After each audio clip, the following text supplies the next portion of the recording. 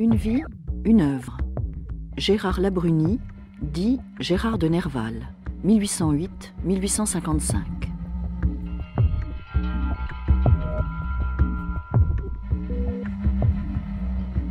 Il a beaucoup erré autour de son nom aussi. Il a inventé des tas de noms pour les articles, et puis aussi, mais alors là c'est plus douloureux, des tas de noms dans ses délires. Gérard L, Gérard de Nerval, Gérard Labrunie de Nerval, GL de N, rentier, sur un registre d'hôtel, Gérard Laurent de la Brunerie, quand il assure la gérance du Monde dramatique, la revue de théâtre qui va le ruiner.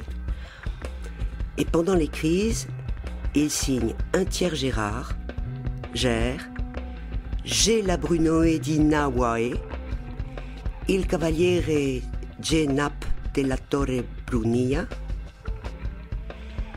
LB, G. tout court, plus souvent Monsieur Gérard, par exemple de Monsieur Gérard à Monsieur Arsène Housset. Donc ça bouge tout le temps aussi.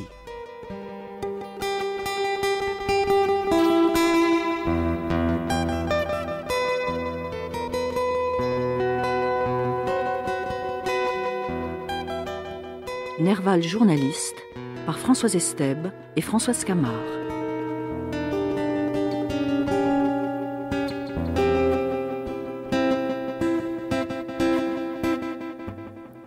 Parallèlement au Nerval des filles du feu, des chimères ou d'Aurélia, le Nerval légendaire, le rêveur en prose, connu du grand public, il existe un autre Nerval, moins connu, bien que très prolifique, Nerval journaliste, feuilletoniste, voyageur. 1837-1850, la grande période journalistique de Nerval. Enchaîné à cette tâche de littérateur qui lui a permis de survivre, Gérard de Nerval a produit une œuvre considérable, des milliers de pages de chroniques théâtrales, d'articles, d'impressions de voyage, choses vues et entendues par ce flâneur des grandes villes. C'est d'ailleurs dans Le Figaro, journal satirique à l'époque, qu'apparaît pour la première fois le pseudonyme de Gérard de Nerval. Michel Brix. Pratiquement toutes les œuvres de Nerval ont paru d'abord sous forme de collaboration à des périodiques, sous forme de feuilletons de théâtre, sous forme d'articles bibliographiques. Ce sont les fondations de l'œuvre de Nerval. La part de l'œuvre de Nerval qui n'a pas été publiée d'abord dans les journaux, c'est une part finalement assez réduite.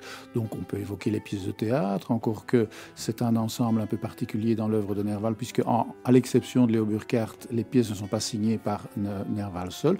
Donc en général, connaître Nerval d'un point de vue bibliographique, c'est d'abord connaître toutes les revues et tous les journaux auxquels il a contribué.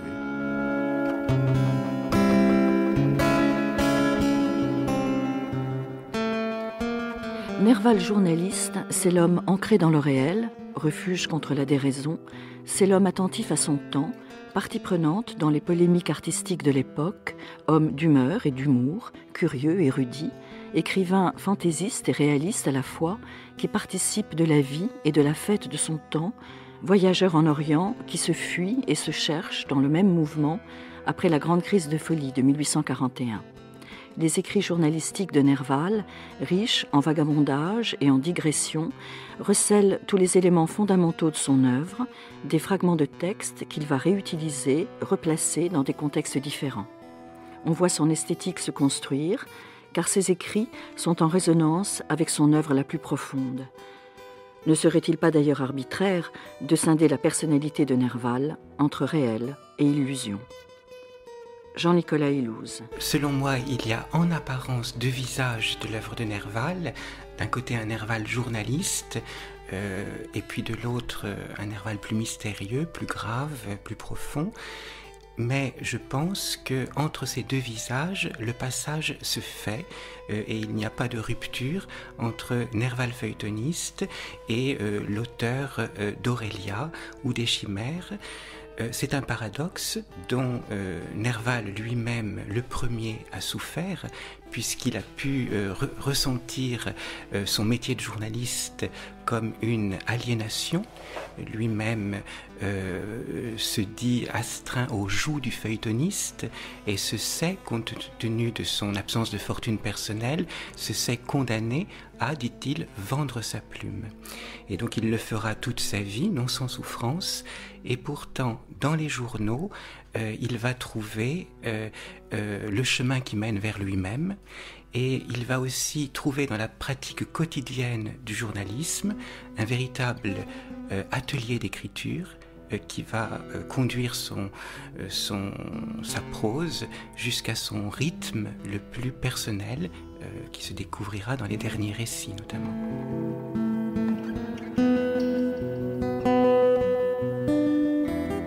La vision que nous avons de Nerval à partir de sa mort, et même ce fut le cas un peu de son vivant, c'est le poète atteint de folie. Alors ça a énormément pesé sur sa renommée, ça a pesé sur lui au moment même où il se remettait de ses crises, et ce que montre tout cet ensemble de textes, c'est un pouvoir tout à fait remarquable de sa part d'être présent au réel, présent dans le réel.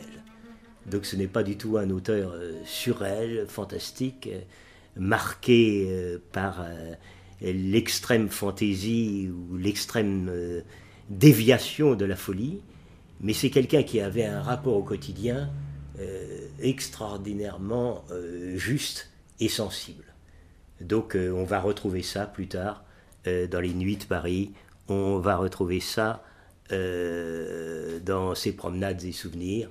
Je dis les Nuits de Paris, c'est les Nuits d'octobre, n'est-ce pas? Enfin, voilà. Et ça, je tenais à le montrer parce que dans son travail journalistique, évidemment, il faut qu'il parle de ce qu'il voit. Et on remarque à quel point il a un regard juste, précis, descriptif, inventif par rapport à la réalité.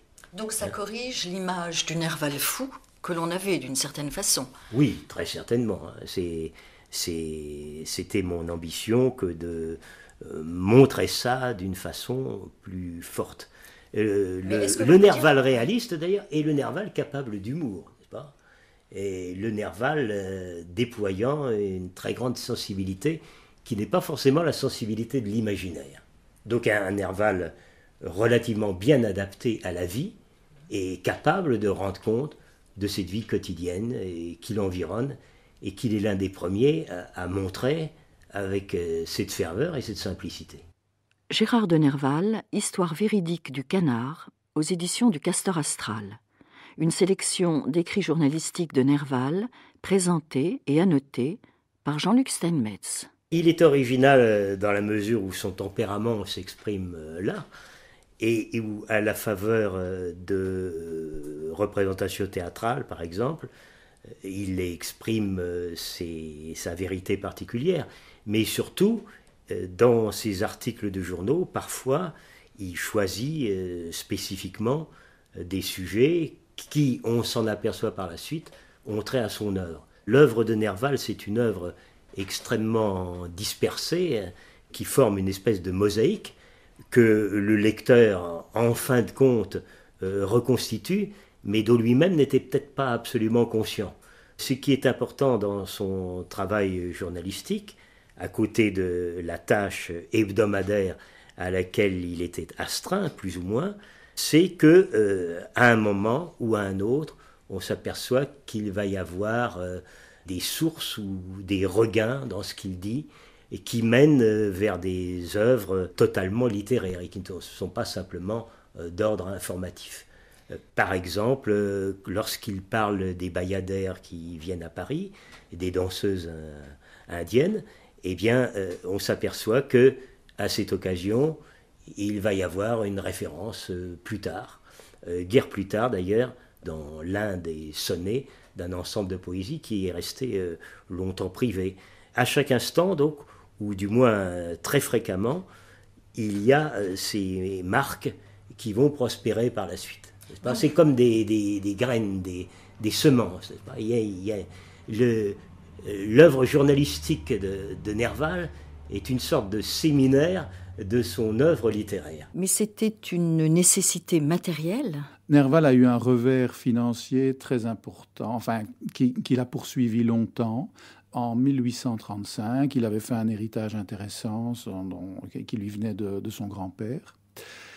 Et il a dilapidé d'une certaine façon. Enfin, c'est l'époque de la bohème du doyenné, c'est l'époque de la jeunesse insouciante. Et il a dilapidé cet héritage, notamment en fondant un journal de théâtre luxueux qui a englouti tout ce qu'il possédait. Qui s'appelait Le Monde Dramatique. Qui s'appelait le Monde Dramatique. Oui. Et il a combiné ça avec... Enfin, un peu avant, il était allé en Italie, donc il avait déjà écorné sensiblement son capital. Et il l'a complètement englouti dans l'entreprise du Monde Dramatique. Et ce qui fait que dès 1837... il a dû s'atteler à ce qu'on peut appeler la galère du feuilleton, le feuilleton dramatique. Son ami Théophile Gautier, qui n'avait pas de fortune personnelle non plus, était dans le même cas que lui. Et on les voit commencer tous les deux à faire des comptes rendus de théâtre dans une série de journaux, notamment dans le journal qui s'appelait La Presse, fondé par Émile de Girardin. C'est une grande date dans l'histoire de la presse quotidienne, puisque c'est le premier journal qui accueille les annonces et c'est la première fois qu'on fonde un journal sur des idées un peu industrielles.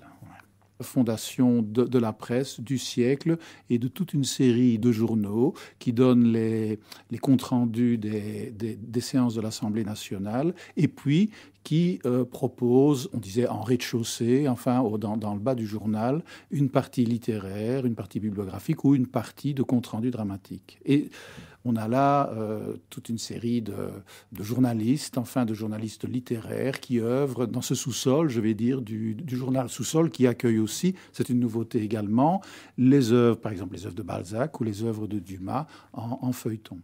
Pour des gens comme Nerval ou Gautier, c'était une ressource importante, mais c'était à double tranchant puisque ça les empêchait de se consacrer à leur œuvre propre.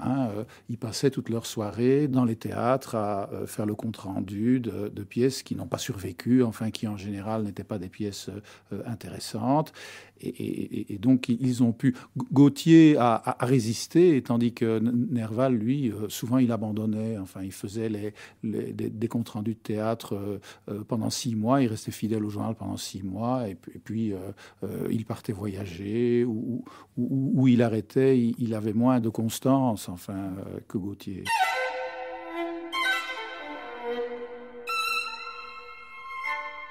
La façon dont Théophile Gautier le décrit, il dit qu'il arrivait... Florence Delay. Dans son grand manteau, les poches pleines de papier qui s'envolaient et qui faisaient le tour, etc. Et puis hop, repartait quasiment par la fenêtre, puisqu'il le compare à une hirondelle. Et qu'il faisait plusieurs tours et hop, repartait.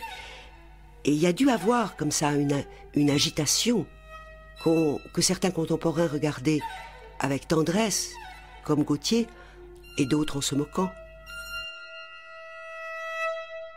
On sent de sa part une des qualités de l'homme moderne que reconnaissait Baudelaire, c'est-à-dire la curiosité. Voilà. C'est un homme de curiosité. Son métier de soiriste, c'est-à-dire qu'il rencontre des soirées, qu'il doit faire des chroniques dramatiques ou concernant certaines manifestations de l'actualité, le conduit à ça. Il y a cette curiosité, et la curiosité mène vers l'exceptionnel, ou ce qui n'est pas commun. Donc, évidemment, à la faveur de ce qu'il rencontre, il est amené à nous parler de choses qui nous surprennent aujourd'hui, n'est-ce pas ? Par exemple ? Mais, par exemple, quand il parle des dieux inconnus, j'aime beaucoup quand il fait une espèce de petite enquête sur le très grand nombre de sectes qui existaient à Paris, avec des gens qui se prenaient plus ou moins pour Dieu, qui délivraient plus ou moins des messages. Alors on s'aperçoit qu'il prend ça plus ou moins au sérieux, n'est-ce pas ? Il a une distance vis-à-vis de cela. La liturgie de ce culte consistait dans la confection du pot-au-feu, accomplie selon certaines formules par le pontife et son acolyte, devant les voisins admis au mystère dans un but d'édification. Alors, oui, le renseignement est fourni, mais on voit bien que perce ici une certaine ironie. Et ce qui n'empêche qu'il y a toute une part de Nerval, alors celle du Nerval qui s'adonne à l'imaginaire, si on peut dire, qui se livre au grand flot de l'imaginaire, à l'hémorragie de l'imaginaire, et donc toute une partie de Nerval, et qui va aussi s'intéresser aux gnoses, aux côtés des religions païennes qui relèvent des mystères et de divinités multiples.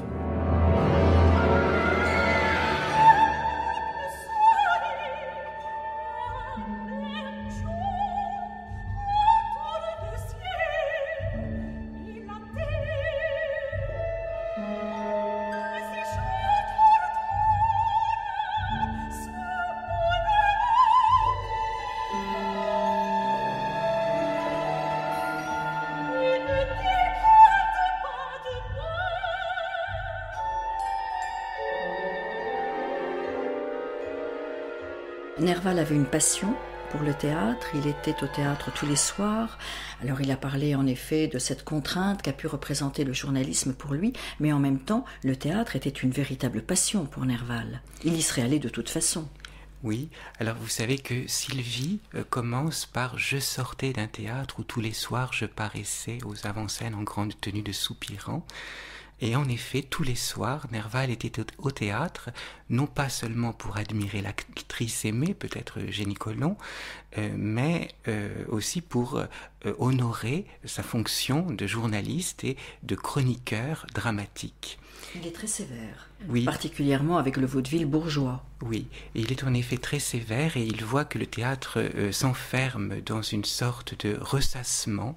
Nous sommes dans les années 40, c'est-à-dire que ce qui a fait la nouveauté de la révolution romantique en 1830 est déjà loin et a dégénéré dans le procédé. Et donc Nerval a un regard très critique sur les productions de son temps. J'aime beaucoup l'oxymore qu'il propose dans Sylvie. Il parle d'un maussade chef-d'œuvre d'alors. Il est très critique, mais il y a un théâtre qui trouve grâce à ses yeux, c'est le théâtre populaire. Et Nerval, journaliste, chroniqueur dramatique, aime à se rendre vers ce qu'il appelle l'ultima thule de notre empire dramatique. Et ces confins de notre empire dramatique, c'est le boulevard du Temple à Paris, c'est-à-dire c'est ce lieu parisien où règnent encore les anciens, parce qu'ils sont déjà anciens, théâtres populaires, le théâtre notamment des funambules. Et comme Baudelaire, comme aussi Janin, comme aussi Gautier, Nerval est très sensible à toutes ces expressions populaires du théâtre. Qu'il considère transgressives. Oui, le théâtre populaire transgresse la loi, l'ordre établi, réintroduit dans la société bourgeoise Louis-Philippe Arde quelque chose comme la joie qui a déserté la scène. La féerie aussi d'une certaine façon. Et la féerie, en effet. Et dans Sylvie, Nerval parlera de la fée des funambules, la fée éternellement jeune des légendes, la fée des funambules. Et avant Sylvie, au théâtre, lui-même a cherché de diverses façons à réenchanter la scène de son temps. Mais il ne trouvera sa formule à lui, non pas dans les collaborations dramatiques avec tel ou tel de ses contemporains, mais plutôt dans sa prose, dans Sylvie, où il est question encore une fois de la fée des funambules, mais il est aussi question du théâtre, et aussi de sa forme naïve, c'est-à-dire la fête, la ronde enfantine. Et puis, il faut mentionner aussi Aurélia, car après tout, Aurélia aussi ouvre une scène, même s'il s'agit cette fois de l'autre scène du rêve.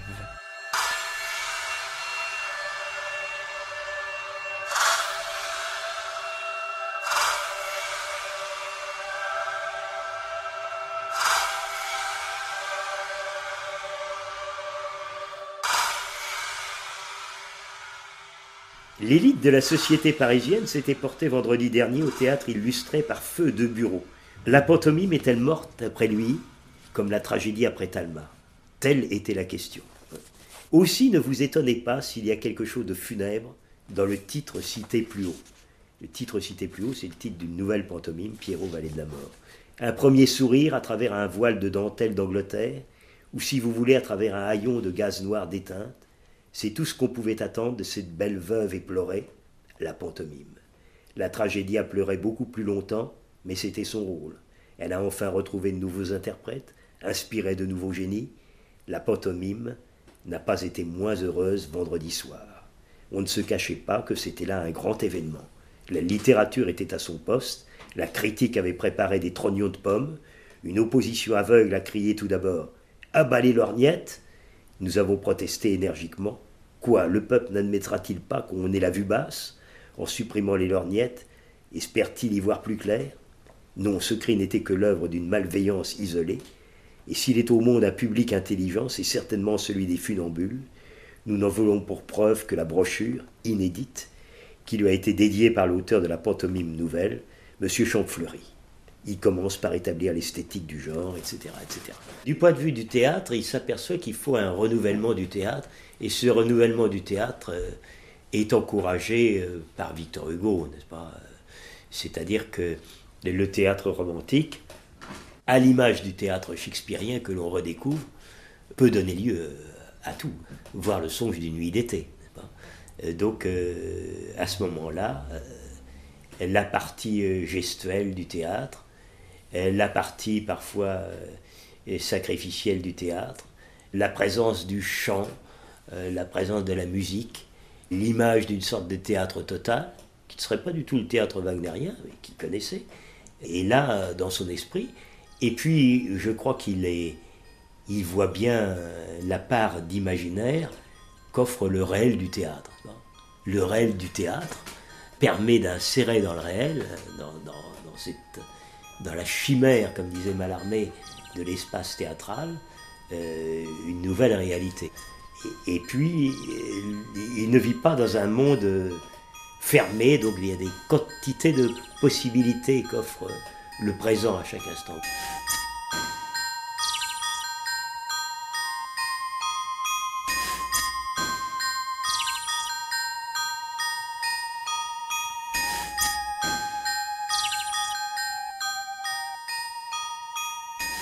Il l'a dit et redit, il était d'une gaieté naturelle très grande. Et véritablement, c'est un des mystères très grands de sa vie, que cette gaieté qui renaît sans cesse à travers toutes les épreuves. Non, je pense qu'il était très très curieux et de ce qui se faisait, de ce qui s'écrivait. Il a aimé le journalisme aussi, parce que c'était un lieu de liberté. Les journaux publiaient des feuilletons, très souvent, et on y était. Petit à petit, tout ça va se fermer avec Napoléon III, mais il est véritablement, on le voit curieux de tout ce qui se passe, des faits divers, des œuvres de ses contemporains. Et alors, l'histoire véridique du canard, Oui. qui donne son titre à votre livre, Jean-Luc Steinmetz. Alors, Oui. le canard, c'est donc le racontard, la chose qui est inventée, qu'on Voilà. lance comme ça, c'est la rumeur. Voilà. Alors, j'avoue que c'est un texte que j'aime bien et qui annonce Alphonse Allais, qui annonce beaucoup d'humoristes comme ça. Il y a une tonalité. Alors, définition du canard. Le canard est une nouvelle, quelquefois vraie, toujours exagérée, souvent fausse. Ce sont les détails d'un horrible assassinat, illustrés parfois de gravures en bois d'un style naïf. C'est un désastre, un phénomène, une aventure extraordinaire. On paie 5 centimes et l'on est volé. Heureux encore ceux dont l'esprit, plus simple, peut conserver l'illusion. Alors ce qui est amusant, c'est qu'après, il fait un recensement, mais pas du tout automatique, hein, et légèrement commenté de certains canards, à partir du XVIIIe jusqu'à son époque. Ainsi, l'araignée dilettante, donc c'est une araignée qui était attirée par la musique, hein, ou par le chant. Un Anglais couvant des œufs de canard par affection pour leur mère. Alors il y a une petite vignette qui montre les cadavres, n'est-ce pas, et l'anglais. Le crapaud trouvé dans un mur bâti depuis plusieurs siècles, et autres qui ont fait le charme de notre enfance constitutionnelle.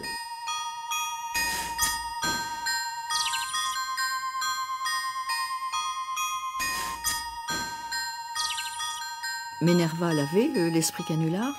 Oui. En fait, Nerval était un humoriste. Son destin tragique Michel Brix nous l'a fait un peu oublier, mais Nerval est un humoriste, un fantaisiste. C'était quelqu'un qui aimait rire, qui aimait ironiser, surtout dans ses jeunes années. Et il n'était pas le dernier pour participer à ce genre de canular. Il a fait de la prison. On faisait vite de la prison à l'époque pour des choses qui nous apparaissent un peu comme des chahuts d'étudiants dans les années 1830. Et les mémoires d'un Parisien représentent quelque chose de tout à fait particulier dans cet ensemble de textes. Je vais vous lire un passage là. Je ne peindrai pas les douleurs d'une nuit passée au violon. À l'âge que j'avais alors, on dort parfaitement sur la planche inclinée de ces sortes de lieux. Le réveil est plus pénible. On nous avait divisés. Nous étions 3 sous la même clé au corps de garde de la place du Palais Royal.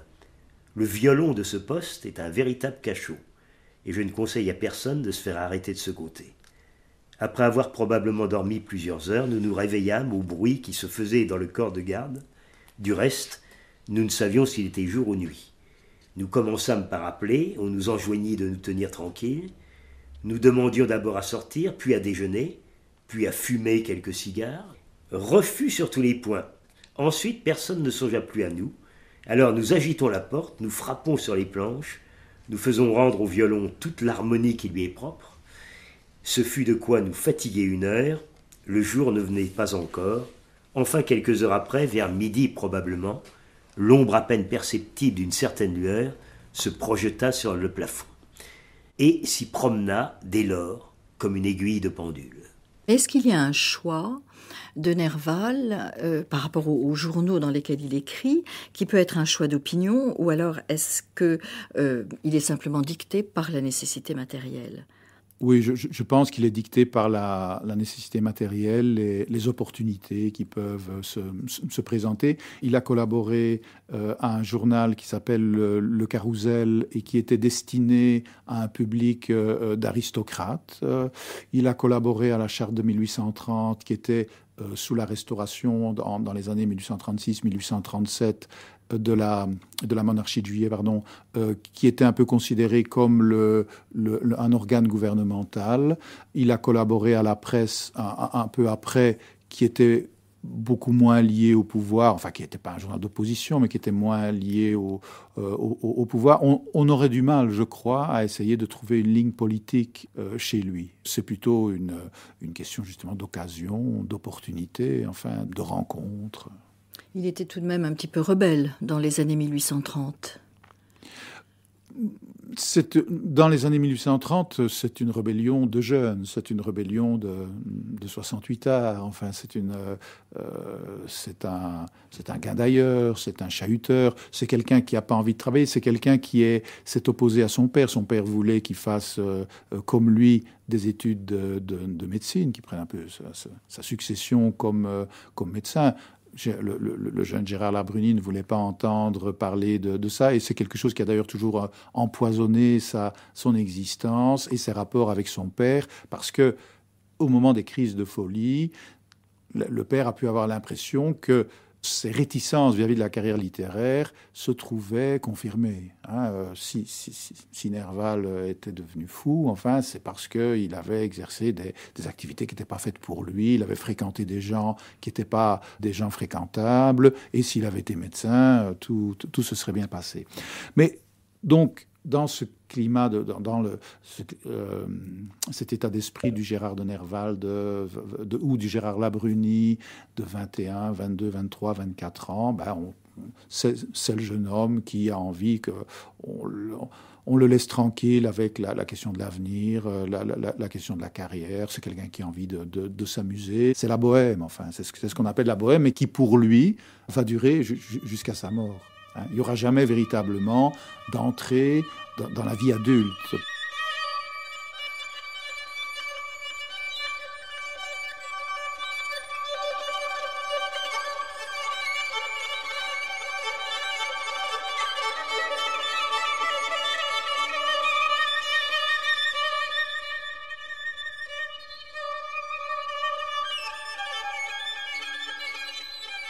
Que peut-on dire de cette première grande crise de 1841, Jean-Nicolas Hillouz?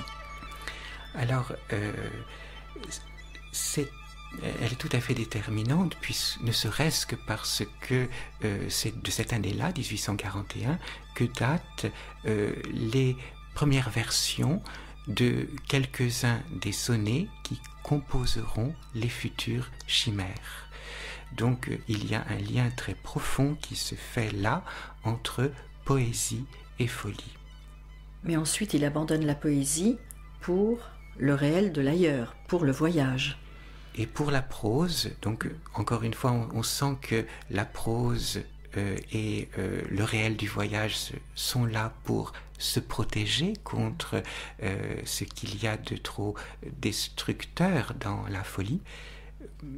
Mais en même temps, le voyage remet en jeu les nœuds les plus névralgiques, si vous voulez, de Nerval. Et s'il s'était écouté lui-même, Florence Delay, je crois que ce qu'il aimait le plus, c'était sans doute marcher, voyager.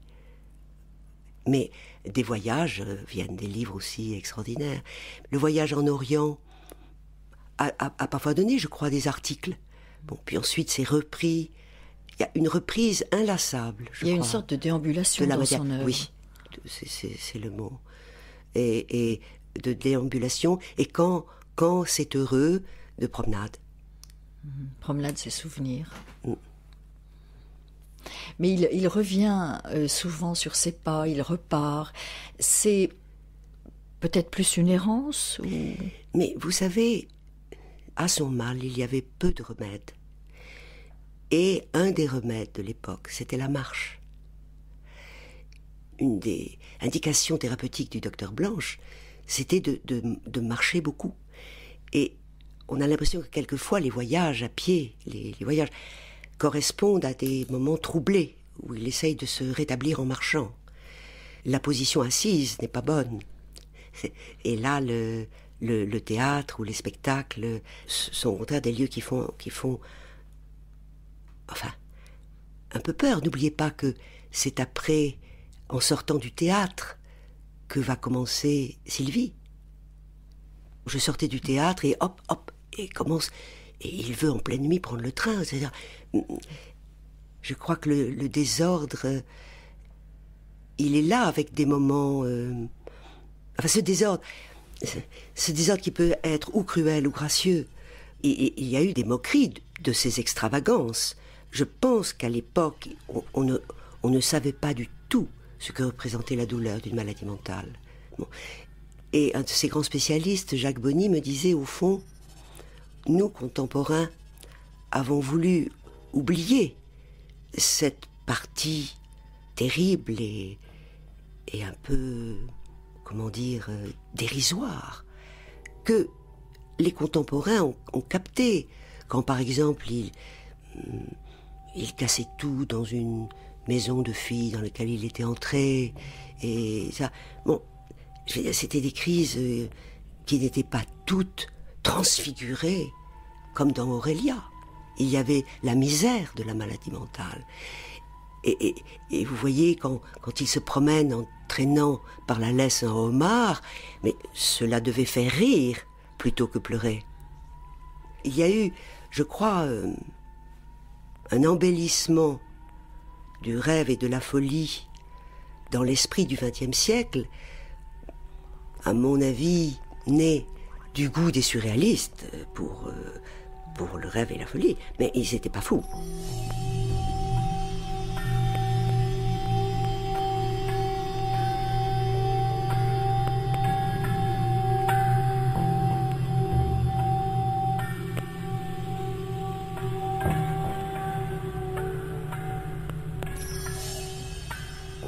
Avec Nerval apparaît un mode de comportement typique du XIXe siècle et que va déployer ensuite Baudelaire. C'est-à-dire le flâneur, n'est-ce pas? C'est l'homme des foules d'Edgar Poe, et puis c'est Thomas de Quincey aussi, perdu dans la grande ville. La flânerie se double de curiosité, n'est-ce pas? Et la rencontre d'une chose étonnante qui accroche le regard est toujours possible. Et là, il est vraiment l'un des premiers dans une lignée qui passe par Baudelaire, n'est-ce pas? Le Baudelaire du spleen de Paris, et qui nous mène jusqu'au Breton de Nadja. Alors, ce flâneur est en même temps celui qui repère la nouveauté et la disparate du monde moderne.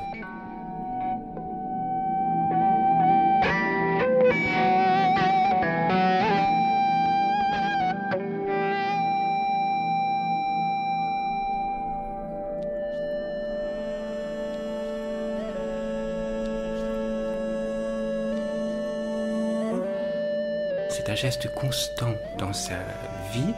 Il voyage, il se promène, et puis ça se termine dans l'errance, la déambulation, la divagation.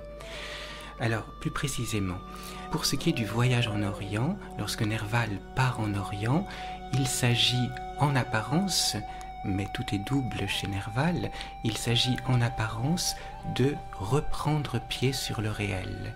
Donc voyager, c'est d'abord cela. Après la crise de folie de 1841, il faut reprendre pied sur le réel. Et Nerval est un écrivain voyageur, attentif aux réalia, aux choses du monde. Et au fond, l'une des fonctions premières du voyage a été en effet de permettre le recensement des choses du monde.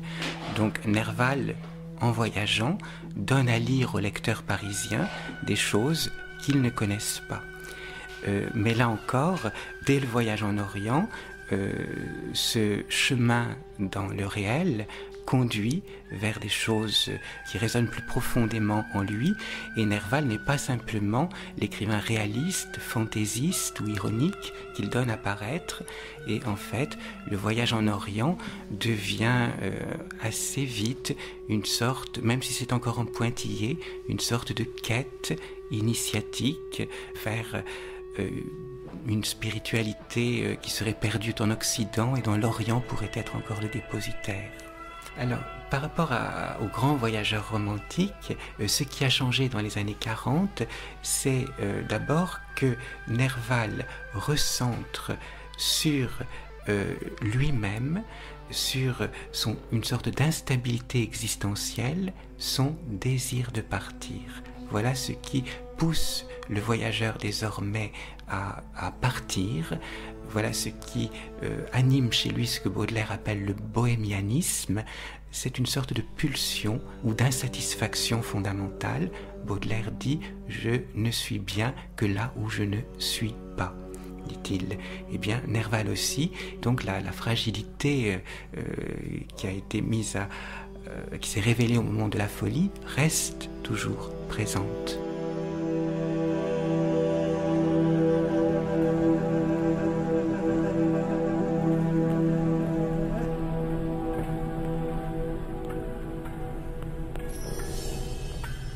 Cela est assez nouveau à l'époque.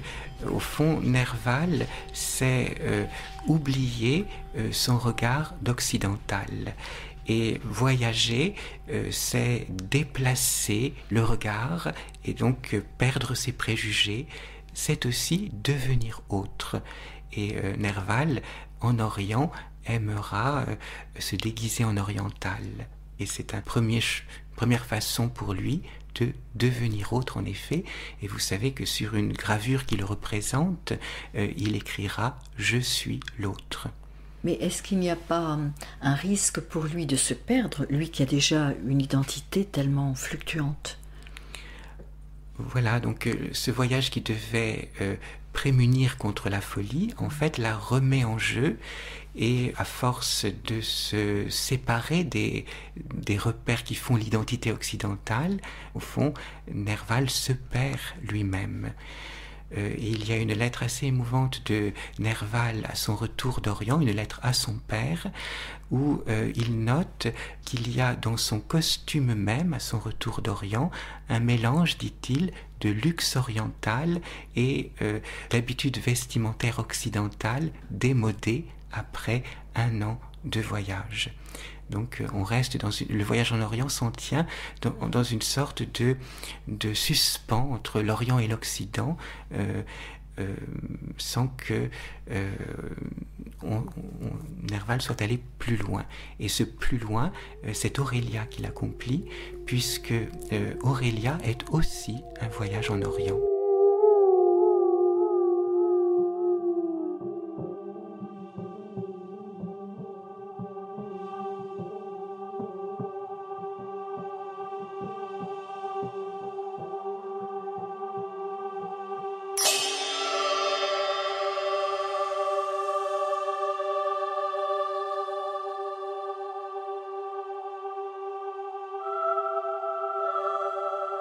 Il y a un peu une monomanie chez Nerval, retrouver ses origines et retrouver des origines qui seraient des origines prestigieuses.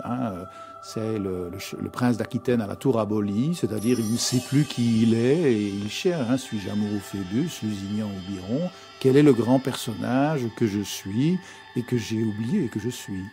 Mais tout de même, son pseudonyme le plus durable, Nerval, est situé du côté de sa mère. Oui, bon, l'importance du côté de la mer, si on veut parler comme Proust, est indéniable, est incontestable. Le côté de la mer, c'est aussi le côté de l'enfant, puisqu'il a passé, c'est sans doute 7 ans, 8 ans, dans sa famille maternelle, pas chez sa mère, puisque sa mère était décédée, mais sans doute chez un grand-oncle. Enfin, on ne sait pas très bien, il y a un mystère sur les premières années, mais ce qu'on sait, c'est qu'elles se sont passées dans le Valois, dans une région magnifique, Ermenonville, Mortefontaine, enfin Chalice. L'enfant faisait des promenades dans cette région. Ses souvenirs sont liés à des jeux au bord des cours d'eau, avec des enfants de son âge. Et donc, à l'âge adulte, il est retourné, quand il a trouvé sa voie, dans les années 49-50, bon, il est retourné là-bas, il est retourné sur les terres de son enfance, recueillir les chansons, revoir les paysages. Et c'est évidemment le côté de la mer. C'était une façon de faire revivre le souvenir de la mer. Nerval, dans Promenade des souvenirs, lira lui-même sa passion pour les voyages lointains à l'absence de sa mère, au fait qu'il n'a jamais connu sa mère. Et pourquoi ce lien entre les voyages et l'absence de la mère ? Parce qu'elle est morte au loin ? Alors, en effet, la mère est morte en suivant le père aux armées, et donc elle est enterrée dans la froide Silésie, dit Nerval, au cimetière catholique de Groß-Glogow. Et c'est sans doute cela qui, inconsciemment d'abord, et il en devient presque conscient, au fond, au fur et à mesure, c'est cela qui conduit Nerval en Allemagne, l'Allemagne qui pour Nerval est bizarrement la première porte de son Orient à lui. Voilà ce qui obscurément le conduit vers l'Orient, mais le lieu maternel que va élire son désir, c'est le Valois natal. C'est après l'Orient. Après l'Orient, donc à un moment où il n'est plus temps de se lancer dans de grands voyages, Nerval se contente de déambulations autour de Paris dans un cercle étroit, dit-il. Ce cercle étroit se resserre autour du nœud de sa fantasmatique personnelle, autour de cette mère perdue, dans ce Valois natal où elle manque, puisque on n'y trouvera pas même sa tombe. Donc ce Valois est le pays maternel, mais où manque la mère elle-même étant toujours bien loin de là, dit-il, ensevelie dans la froide Silésie. Donc dans cette expression bien loin de là, qui est de Nerval, on voit quel est le sens de ce goût de l'ailleurs chez Nerval.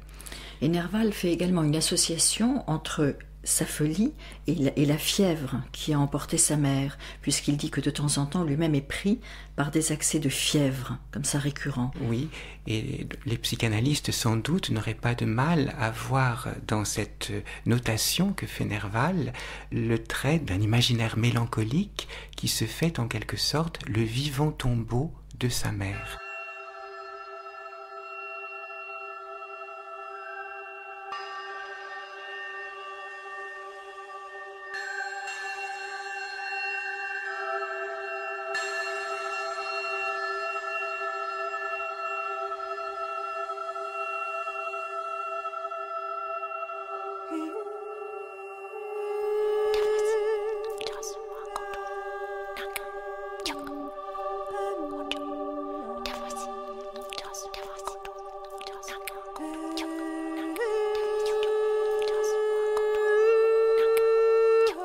Jean-Luc Steinmetz. Ça a été un merveilleux découvreur et notateur, l'un des derniers à noter des chansons que sinon nous ignorerions aujourd'hui, n'est-ce pas ? Donc il y a un article fondateur qui est paru dans la Sylphide en 1842, un an après sa première crise de folie avérée, et qui collecte de la façon la plus simple, la plus sensible et la plus en rapport avec sa propre poésie aussi, mais non pas sa poésie hermétique, mais sa première forme de poésie, des odelettes, qui collecte donc des vieilles chansons françaises. L'exemple sera suivi, il y aura un grand effort du point de vue des premiers romantiques, que l'on pourrait dire ethnologues, pour recueillir ces chansons, mais parfois il sera trop tard. Et lui-même recueille le premier, la chanson de Saint-Nicolas, par exemple. Ils étaient 3 petits-enfants, etc., que tout le monde connaît maintenant, mais s'il n'y avait pas eu ce geste, cette enquête, cette observation de Nerval, eh bien, nous n'aurions pas à notre disposition ce trésor de la poésie populaire française, à laquelle il est très sensible, ce qui nous montre bien ce côté d'ailleurs très ouvert à l'autre, non pas du tout refermé sur sa folie. Donc lorsque la folie l'atteint, c'est vraiment comme quelque chose qui le dépasse, n'est-ce pas, qui le submerge, c'est comme une espèce de vague de fond qui le recouvre. Mais lui-même a cette relation à l'autre, cette curiosité, et qui fait qu'il conçoit d'ailleurs parfaitement une poésie populaire. Et il imagine, l'un des premiers, une poésie qui pourrait échapper au vers, ce qui est quand même, en 1842, d'une extraordinaire audace. Personne n'y songe, il faudra attendre Rimbaud en 1862, n'est-ce pas ?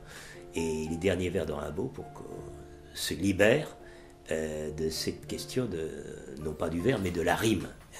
Il imagine donc, en rapportant ses premières chansons populaires, qu'une poésie beaucoup plus libre, mais beaucoup plus naïve aussi, pourrait être faite. Ces chansons populaires, d'ailleurs, renvoient à quelque chose de fondamental chez lui, c'est-à-dire l'enfance. Ce que j'aime bien, c'est quand il cite et puis il commente, il saute. Par exemple, pour le tambour des gardes françaises, où s'arrêtera-t-il, celui-là ? Un joli tambour s'en allait à la guerre, etc. La fille du roi est à sa fenêtre. Le tambour la demande en mariage. « Joli tambour, dit le roi, tu n'es pas assez riche. »« Moi, dit le tambour sans déconcerté, j'ai 3 vaisseaux sur la mer gentille, l'un chargé d'or, l'autre de perles fines, et le 3e pour promener mamie. »« Tout cela, tambour, lui dit le roi, tu n'auras pas ma fille. »« Tant pis, dit le tambour, j'en trouverai de plus gentilles. » Vous voyez, c'est dans ce type de commentaire qu'on sent sa gaieté. Et qu'en fait, il est sensible au côté dramatique, mais aussi l'enchante, justement, ces liaisons populaires comme ça. Au jardin de mon père, vole, mon cœur vole. Il y a un pommier doux, tout doux. 3 belles princesses, vole, mon cœur vole. 3 belles princesses sont couchées dessous. Quand Jean Renaud de la guerre revint, il en revint triste et chagrin. Bonjour ma mère, bonjour mon fils, ta femme est accouchée d'un petit. Allez ma mère, allez devant, faites-moi dresser un beau lit blanc, mais faites-le dresser si bas que ma femme ne l'entende pas. Et quand ce fut vers le minuit, Jean Renaud a rendu l'esprit. Ah, dites ma mère, mamie, ce que j'entends pleurer ici. Ma fille, ce sont les enfants qui se plaignent du mal de dents. Ah, dites ma mère, mamie, ce que j'entends clouer ici. Ma fille, c'est le charpentier qui raccommode le plancher. Ah, dites ma mère, mamie, ce que j'entends chanter ici. Ma fille, c'est la procession qui fait le tour de la maison. Mais dites ma mère, mamie, pourquoi donc pleurez-vous ainsi ? Hélas, je ne puis le cacher, c'est Jean Renaud qui est décédé. Ma mère dit au fossoyeux qu'il fasse la fosse pour 2 et que l'espace soit si grand qu'on y renferme aussi l'enfant. C'est terrible, hein? C'est magnifique. J'avais oublié celle-là. Nerval ne cesse de dire en évoquant les chansons « J'ai été bercé avec cet air-là », dit-il. Donc la chanson, au départ recueillie dans un acte de journaliste, en fait, résonne au plus intime et fait revenir des choses qui reviennent en fait d'outre-mémoire, puisque ces chansons dont il a été bercé, il s'en souvient alors même qu'il n'a, dit-il, jamais connu sa mère. Donc vous voyez, l'enjeu personnel est très prégnant, l'enjeu de poétique est aussi très, très sensible, puisque sa prose, la prose de Sylvie, la prose de Promenades et souvenirs, sera en quelque sorte hantée, comme il l'est lui-même de sa mère, sa prose sera hantée par les chansons perdues, dont le secret, dit-il, est demeuré enfoui dans la tombe des aïeuls.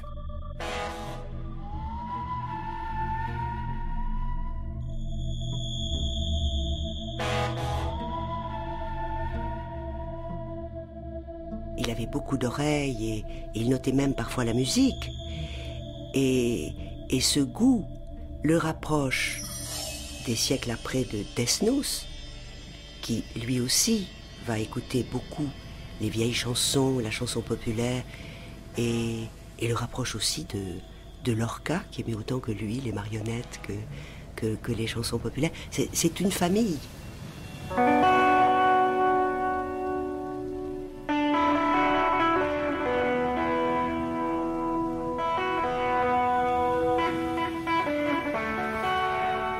Au fond, Nerval est de ces écrivains qui suivent le chemin qui mène vers l'intérieur, comme dit Novalis. Et donc, son œuvre se disperse dans l'actualité, dans les choses de l'air du temps, dans le réel du monde, mais tout conduit mystérieusement vers soi-même.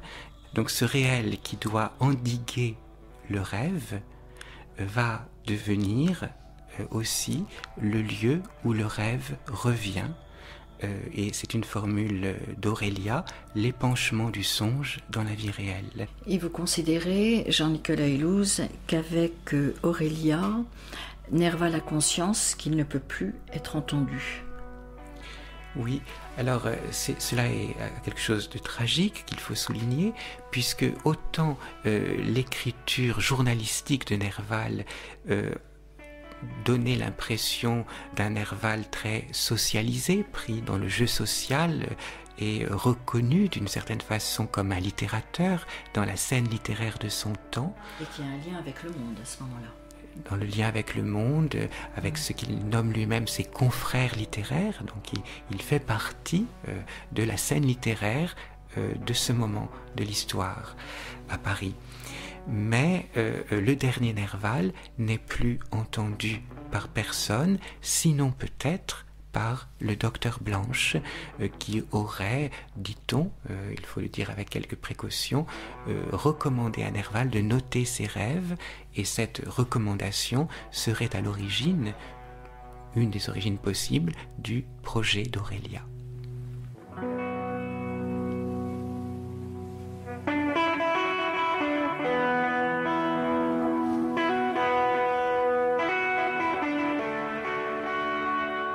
J'aime le dernier récit de Nerval intitulé Promenades et souvenirs, qui est la recherche d'un domicile.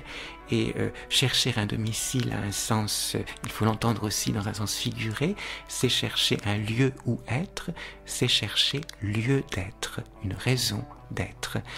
Et ce lieu où être, il l'a cherché dans le Valois maternel, mais même là, c'est-à-dire au lieu même de ses origines, il s'est trouvé exilé, toujours errant, puis dans Paris, où le hasard m'a fait naître, dit-il, le voici divagant, c'est dans Aurélia que ces divagations parisiennes prennent le plus d'ampleur. Et finalement, Nerval, dont le dernier domicile aura été la maison du docteur Blanche, Nerval, d'une manière qui ne peut être que symptomatique, dénouera son existence, se pendra dans la rue.